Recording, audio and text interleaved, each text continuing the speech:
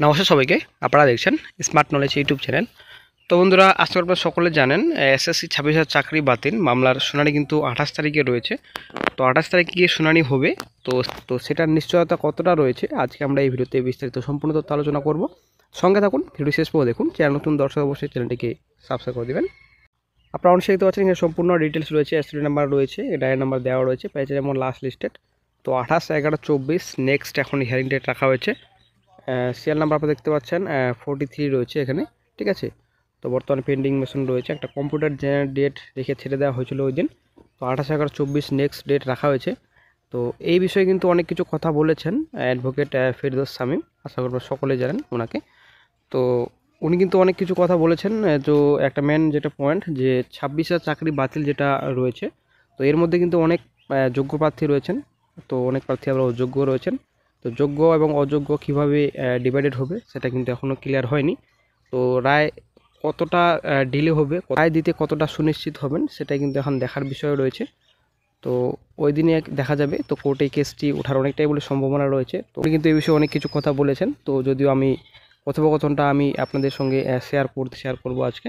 তো অবশ্যই একটা গুরুত্বপূর্ণ আপডেট 28/11/24 তারিখে পেতে পারেন। এটাও বলেছেন যে 28 তারিখে যদি বাই চান্স না শুনানি হয়, তো পরবর্তী হিয়ারিংয়ে অবশ্যই কিন্তু কোর্টে কেসটি উঠবে এবং একটা ডিসিশনে পৌঁছাবে, ঠিক আছে। তো প্রাক্তন বিচারপতি ডিওয়াই চন্দ্রচূড়, তো তখনই কিন্তু প্রচুর কিন্তু এই মামলার শুনানি হয়েছে, প্রচুর তর্ক বিতর্ক হয়েছে, কিন্তু কোনো রকম কিন্তু ফাইনাল ডিসিশন দিতে পারেনি প্রধান বিচারপতি। তো উনি কিন্তু বর্তমানে রিটায়ারমেন্ট নিয়েছেন। তো তারপর বর্তমানে এখন বিচারপতি বসছেন 10 তারিখের পরে। তো উনি বর্তমানে এখন ডিসিশন নেবেন যে এসএসসি 26,000 চাকরি বাতিল যেটা হাইকোর্টের রায়, তো সেটা কি সম্পূর্ণ প্যানেলটাই বাতিল হবে, নাকি এখানে যোগ্য প্রার্থী যেহেতু রয়েছে, তো যোগ্যরা থাকবে এবং যারা অযোগ্য প্রার্থী রয়েছেন তাদের চাকরি বাতিল হবে, এটাই করবে নাকি সম্পূর্ণ প্যানেলটাই বাতিল করবে সেটাই কিন্তু এখন দেখার বিষয় রয়েছে। তো 28/11/24 তারিখ নেক্সট হিয়ারিং ডেট রাখা হয়েছে। তো দেখা যাক এই দিন কি আপডেট পাওয়া যায়। যখনই নতুন আপডেট পাওয়া যাবে সঙ্গে সঙ্গে চ্যানেল আপডেট দিয়ে দেওয়া হবে। তাহলে এই 25,753 জন যাদের চাকরি জাস্টিস দেবাংশু বসাকের বেঞ্চ থেকে চলে গিয়েছিল এবং পরবর্তীকালে সুপ্রিম কোর্টে একটা স্টে অর্ডার ছিল, সেই প্রেক্ষিতে কলকাতা থেকে একটা চিঠি আবেদন করা হয়ে সুপ্রিম কোর্টের কাছ থেকে, আমি দেখছিলাম কপিটা আমার হাতে এসেছিল।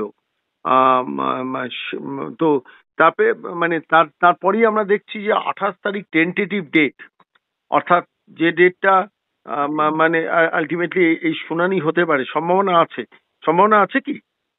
একদমই।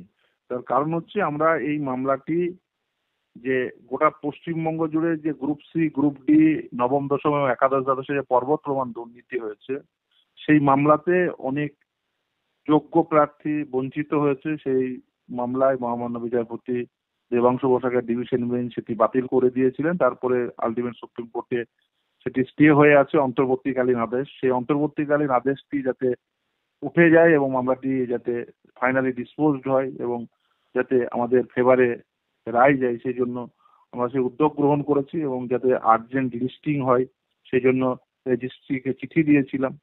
এবং তার পরিপ্রেক্ষিতে বলতে পারেন বা খুব স্বাভাবিকভাবেই সেটা সুপ্রিম কোর্টের ওয়েবসাইটে দেখাচ্ছে যে টেন্টেটিভ কেস লিস্টিং ডেট হচ্ছে আগামী 28 তারিখ। মহামান্য প্রধান বিচারপতি সঙ্গে মহামান্য বিচারপতি পারদিওয়ালা এবং মহামান্য বিচারপতি মনোজ মিশ্রের বেঞ্চে সেটা আগামী 28 তারিখ শুনানির সম্ভাবনা আছে। টেন্টেটিভ ডেট সেটাই দেখাচ্ছে, দেখা যাক। আশা করব সেই দিন শুনানি হবে বা তার পরবর্তী যে কোনো দিন শুনানি হতে পারে।